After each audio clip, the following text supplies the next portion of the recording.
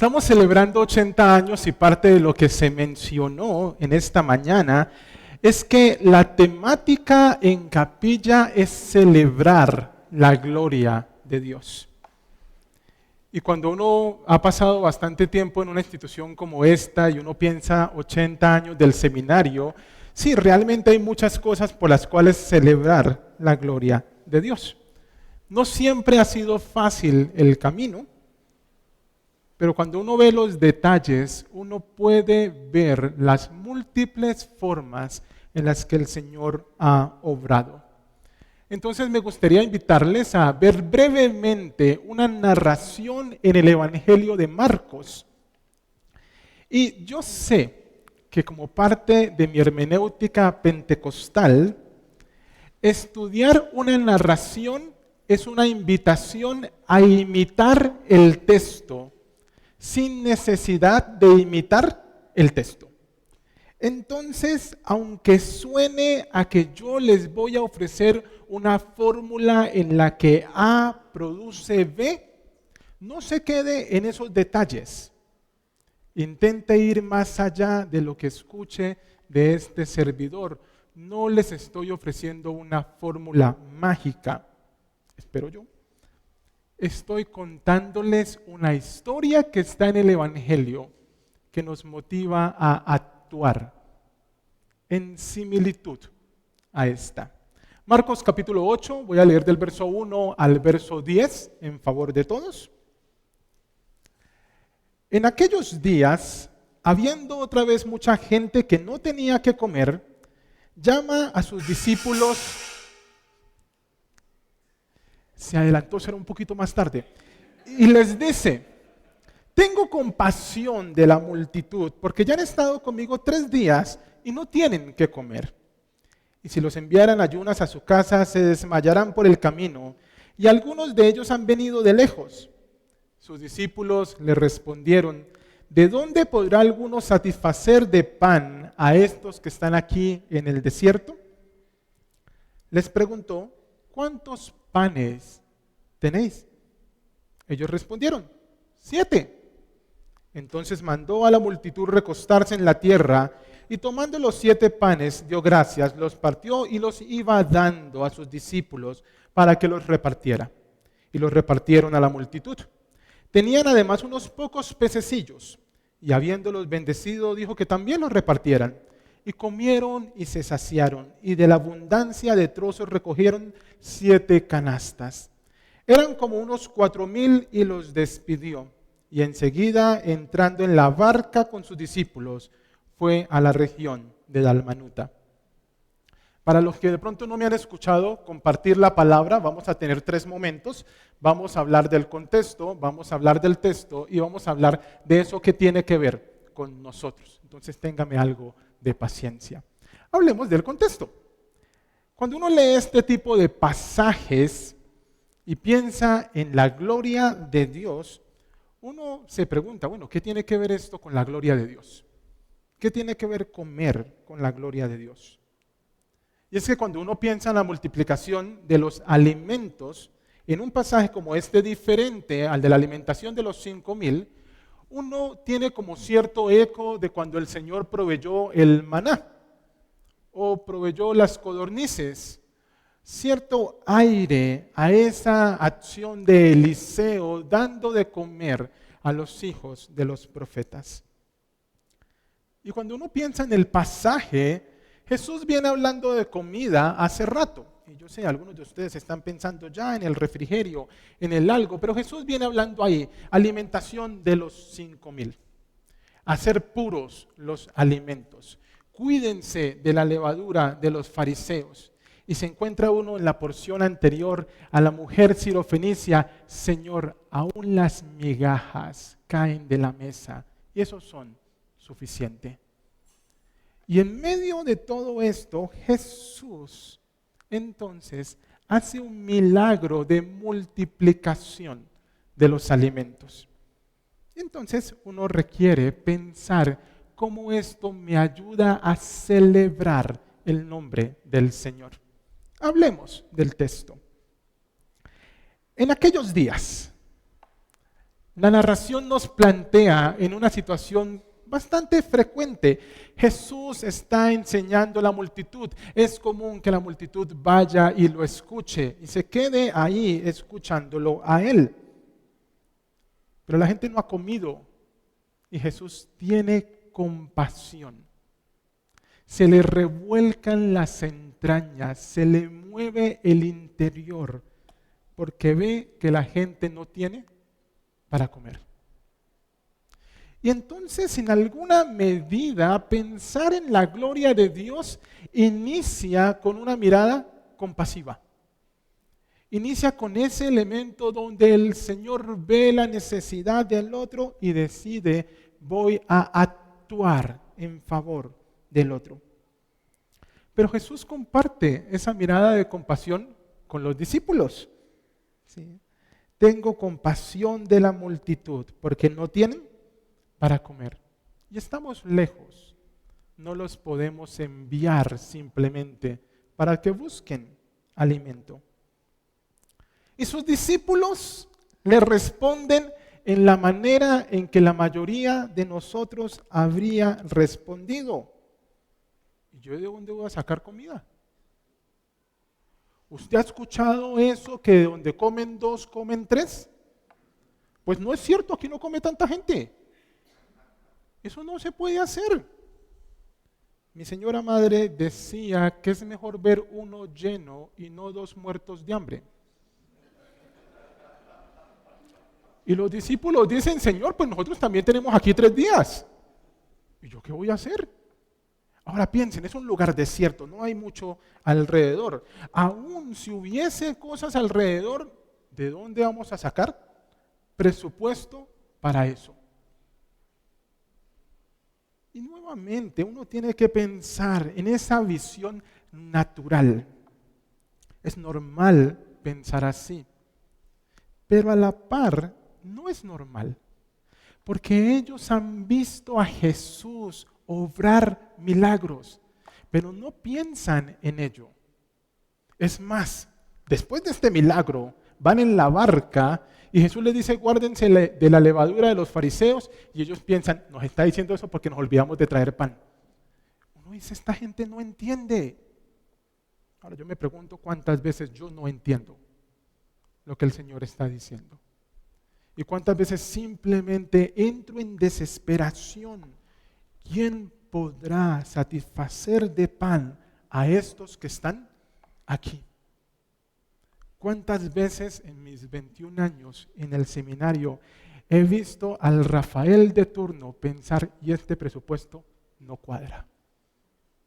Y aquí estamos, 80 años, el Señor ha sido fiel. Entonces Jesús les responde a ellos, les devuelve la pregunta. Si usted ha sido lector juicioso de los evangelios, notará que Jesús suele responder con pregunta a las preguntas. Y les dice, ¿cuántos panes tienen? Ay, sí, oiga, pan, no se nos había ocurrido. 7. Pero es una multitud. Y ya usted comienza a pensarlo. 7 panes, una multitud. Hay algo que no cuadra. Porque uno piensa desde su capacidad. Uno piensa desde lo que uno puede hacer. Esa sensación de control que nos vendemos a nosotros mismos, en la cual pensamos en lo que nosotros podemos garantizar. Y pensamos en nuestro servicio en la iglesia, en nuestra labor, en nuestra vida familiar, en torno a aquello que uno puede controlar. Pero la vida es más que lo que uno controla. Y el obrar del Señor es más de lo que uno puede hacer. Si usted piensa en su vida hace unos años, muchos de ustedes no imaginaban estar aquí. Algunos de ustedes, después de pagar su primera matrícula, pensaron, se me acabó lo que tenía guardado y qué va a pasar adelante, no tengo idea. Y aquí están. Y saben que el Señor va a seguir caminando con ustedes. Entonces, ahí esos 7 panes toman relevancia. Ahora, ¿qué hace Jesús? Manda a que la gente se recueste, que la gente se organice para comer. Y usted se puede imaginar frente a Jesús. Usted vio, son 7 panes. Usted los contó. Así usted sea malo en matemáticas. 7 es un número fácil de contar. Y ve la gente y usted sabe, esto no cuadra. Esto no se va a dar. Y el Señor comienza a entregar el pan. Y esta gente comienza a repartir. Es interesante cuando uno mira hacia atrás y piensa hasta dónde me ha traído el Señor. Cuando uno se detiene a pensar y dice, ve, ¿quién diría que el Señor tenía preparado esto para mí? ¿Quién diría que el Señor iba a proveer de esta manera? ¿Quién diría que el Señor me iba a elegir a mí en medio de, para servirle? Ese Señor grande, todopoderoso, creador, que nos mira, que nos ve, que nos conoce por nombre. Y en medio de eso, entonces ellos reparten, dan, comparten. Y si ustedes ven, en el verso 8, comieron y se saciaron. Algunos de nosotros tenemos dificultad con esa palabra, saciarse. No siempre quiere comer más. Pero hubo abundancia. Dios no es michicato. Dios no es tacaño. Dios no dice, mira, yo le voy a dar este medio pedacito para que sobreviva. Dios nos da aquello que nosotros necesitamos, que usualmente es más que lo que uno siquiera puede imaginar. La abundancia de trozos fueron 7 canastas grandes, diferentes a las de la alimentación de los 5,000. Estas son más grandes. Y dice que eran como unos 4,000. Mateo nos va a decir que eran como unos 4,000 sin contar mujeres y niños. Pero imagínese usted ha entrado al apartamento de pronto de los solteros, alimente 4,000 de esos. Eso es un reto. Dios los alimentó y quedó de sobra. Entonces podemos ver la gloria de Dios actuar. Algo que surge con una mirada compasiva de Jesús termina en la abundancia y en la gloria de Dios que alimenta a las multitudes. Y ahora, genial, sí, chévere, muy bonita la historia, espectacular. ¿Eso qué tiene que ver con nosotros? Yo no les voy a preguntar cuántos de ustedes traen aquí de pronto unas empanadas, unas arepas, el pastel de pescado, algo que podamos compartir, y no vamos a orar para que eso se multiplique, no es la idea. Entonces, ¿qué tiene que ver con nuestras vidas? Me gustaría compartir con ustedes 4 aspectos, 4 llamados que creo que este texto nos están haciendo en el marco de celebrar 80 años. Aún sabiendo que el texto no es una fórmula, hay 4 llamados que quiero hacerles. El primero, quiero invitarles a mirar con compasión el entorno. Nos debe doler lo que pasa a nuestro alrededor, pero no puede ser un dolor que paraliza. Ese movimiento de las entrañas debe llevarnos a actuar. Esperamos que Dios actúe, sí, pero usualmente esperamos que Dios actúe en otros. Y ustedes escucharon de pronto en la iglesia alguna vez, animémonos y vayan. Siempre esperamos que otro lo haga. No, Dios nos invita a tener una mirada compasiva, Dios nos invita a actuar. Y uno dice, puede ser muy difícil. Bueno, acaban de ver el video de la reina Esther y su séquito, de cómo Misión 12 puede hacer. Eso es parte de una mirada compasiva. Gracias por ello. Lo segundo, el texto nos invita a pensar qué tenemos a la mano. ¿Qué puedo hacer? Pero no lo pienses solo en forma natural. Si usted se piensa, los que llevan varios semestres acá, los nuevos no. Si usted se piensa en cómo ha sobrevivido este tiempo, va a hacer cuentas y las cuentas no le van a cuadrar. Pregúntese a los egresados que todavía están por ahí. Dios ha sido fiel y ha sostenido esta institución. Y lo anima a uno a avanzar con lo que uno tiene a la mano, sabiendo que Él tiene más. No se deje convencer por la idea de la escasez. Es que yo no tengo, yo no puedo, es que si fuese capaz, no hay suficiente. No. Mire una institución de 80 años. Y usualmente cuando uno habla con el equipo de trabajo, uno les recuerda, plata no hay. Pero el Señor ha sido bueno. El Señor nos ha sostenido. Y a veces simplemente nos anima a avanzar. Y uno dice, pero Señor, ¿cómo voy a iniciar con esto? Confíe en Dios. Confíe en Él. Es Él, no nosotros. Entonces piense en lo que tiene a la mano y no lo piense como una excusa. Piénselo como una oportunidad. Esto es poquito, pero con esto puedo empezar. La tercera invitación que el texto nos hace es arriésguese a servir. Arriésguese a iniciar. Tome riesgos. Los discípulos se dieron cuenta cuando Jesús mandó a la gente a recostarse. Ellos dijeron, ay Dios santo, yo ya sé para dónde termina esto. Yo ya sé lo peligroso que esto es. Bueno, siga ese peligro. A muchos de nosotros nos gusta vivir en zona segura.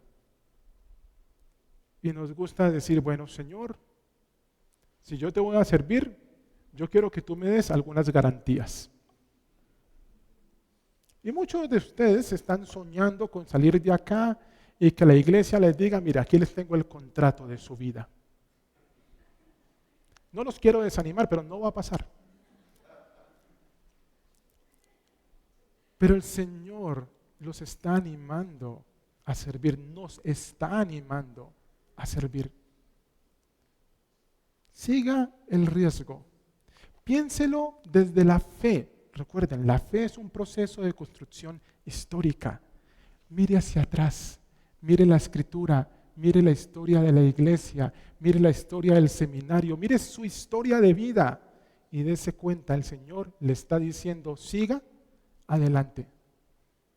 Porque usted está acá, porque el Señor ha provisto para usted. Y usted me puede decir, es que el camino ha sido difícil. Sí, y lo que falta. ¿Que he vivido los momentos más difíciles de mi vida? Sí, de su vida hasta ahora. Pero el Señor va a seguir caminando de la mano con usted. Entonces arriésguese, sírvale.